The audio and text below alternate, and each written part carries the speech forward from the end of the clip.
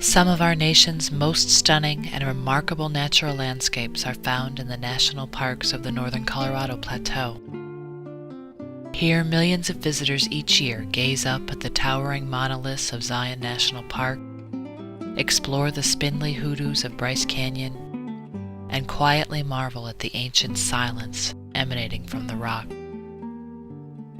This is Canyon Country, where the Green, the Colorado, the Gunnison, the Virgin, the Fremont, and the Yampa have carved the landscape with force, and 1,000 minor tributaries have whittled at it with determination. The lands of the Northern Colorado Plateau have been used by humans for more than 10,000 years, yet in some areas the region's natural systems remain relatively intact. Desert grasslands, shrublands, forests, caves, large rivers, perennial streams, seeps, springs, and striking structural geology all provide habitat for plants and animals that depend on them for survival. Threatened and endangered species such as the Utah prairie dog, Mexican spotted owl, humpback chub, and San Rafael cactus live here, alongside the more common species that help to keep ecosystems functioning. Despite their physical remoteness, Northern Colorado Plateau National Parks are subject to a host of environmental stressors. Climate change, air and water pollution, invasive exotic plants, alteration of the fire regime, visitor use, adjacent land use, stream flow regulation, groundwater extraction, livestock grazing, and previous management actions are all capable of producing significant change. In 16 different units across the Northern Colorado Plateau, the National Park Service is working to monitor environmental changes as part of an effort to ensure that park ecosystems remain intact and unimpaired for future generations. The Northern Colorado Plateau Network, or NCPN, comprises 16 national park units with diverse cultural and natural resources, distributed across 4 states and 3 physiographic regions. Parks in the network range in size from just 40 to more than 336,000 acres and occur between 3,600 and 10,500 feet in elevation. They include 6 national parks, 8 national monuments, 1 national historic site, and 1 national recreation area. The Northern Colorado Plateau Network gathers baseline information through natural resource inventories and conducts long-term monitoring of key indicators of ecological health, also known as vital signs. The goal of vital signs monitoring is to assess the condition of park ecosystems and provide park managers with the scientific information they need to make sound decisions about natural resource stewardship and management. Visitors to network parks may see scientists working both on land and in water. In fields from terrestrial botany to aquatic ecology, NCPN ecologists, in collaboration with park staff and research partners, are collecting data using rigorous scientific methods.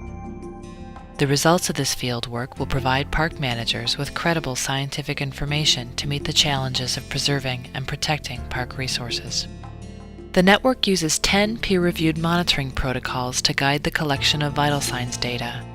In different parks across the plateau, we are monitoring air quality, climate and weather, riparian communities, upland communities, invasive exotic plants, land condition, land cover and land use, land birds, seeps, springs, and hanging gardens, and water quality. Over the long term, vital signs will be analyzed relative to one another across space and time to assess ecosystem health. Vital signs data will also provide park managers with early warning of ecosystem changes for which they may need to manage or mitigate. Before the start of monitoring, natural resource inventories were conducted in network parks.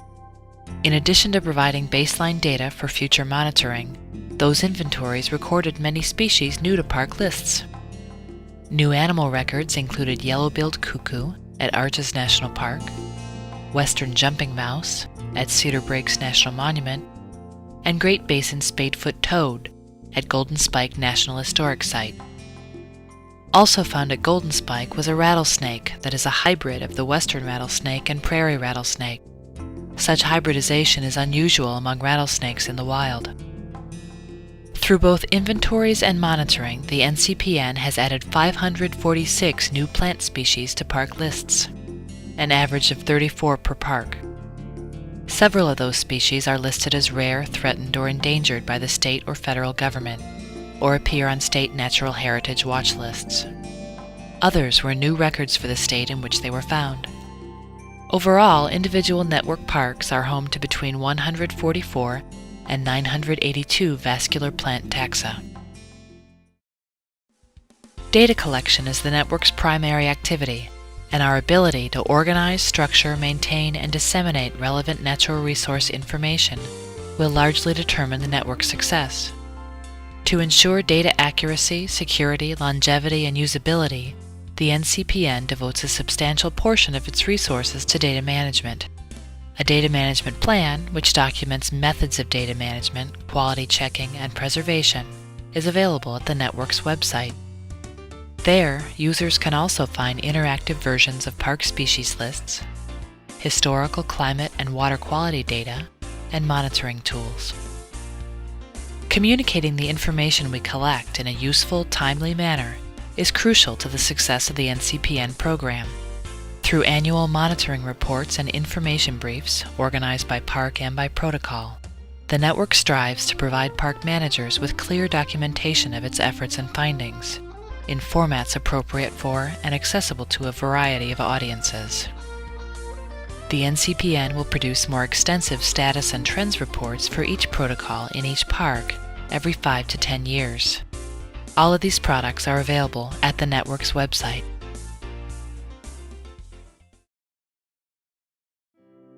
If future generations are to remember us with gratitude rather than contempt, we must leave them more than the miracles of technology. We must leave them a glimpse of the world as it was in the beginning, not just after we got through with it. These words from President Lyndon Johnson at the signing of the 1964 Wilderness Act may ring even more true today than then, and there are few places where we are better able to glimpse the world's beginnings than on the Northern Colorado Plateau. As national park managers face increasingly complex challenges, the Northern Colorado Plateau Network aims to provide them with the scientifically sound information they need to make decisions today and plan for tomorrow.